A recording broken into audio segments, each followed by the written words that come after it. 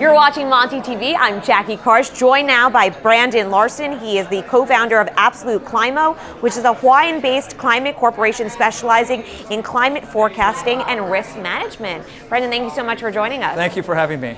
Brandon, why is it important for people to be able to predict the weather far in advance? What industries are we talking about that are going to be affected by this technology? We have the whole Earth covered with our climate model, so we're pole-to-pole coverage, and this is the first climate model that I'm aware of, the whole Earth climate model with skill for coming from the private enterprise. So this has been the provenance mostly of governments and universities, and it's skillful because our forecast accuracy, we've been working on this several years, our forecast accuracy is better than a coin flip. You might think, well, 50-50, what does that mean, But all these models in the past have not been better than a coin flip on these longer term scales. We need to be able to bring something that's very skillful and usable to enterprises who need to make decisions on longer term timescales. That doesn't mean the weather forecast isn't important, the day to day and the week to week. We'll let the weather guys battle that up, but we're kind of moving beyond that into a new space where we're trying to help people on these longer term timescales. This information will surely prove to be invaluable. How exactly are you calculating it? So we have these grid boxes that cover the Earth pole to pole. They're 25 kilometer resolution, and thanks to computing that's just gone into the stratosphere, so to speak, right? The Amazon and Microsoft, you can borrow their cloud computing, so we can actually compute this stuff.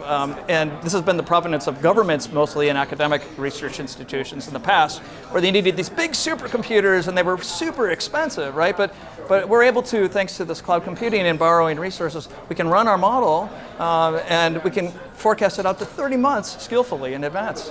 Is it really possible, though, to calculate far out when global warming is currently affecting temperatures and weather patterns at almost an exponential rate where we don't really know where things are going? So the global warming signal, the greenhouse global warming signal, like a good accountant, like CPAs, we account for it in our model, and it's a good point because the climate is dynamic. So what we're really looking at is climatic variability, natural and the human component together. And it's complex, but we're trying to reduce that complexity so businesses can actually use this information in their businesses to hedge risk, to give them new options, to do things they couldn't do, like a farmer, for example, or an airline, or because we're forecasting elements, climate elements, sea surface temperature, land temperature, upper level winds, snow.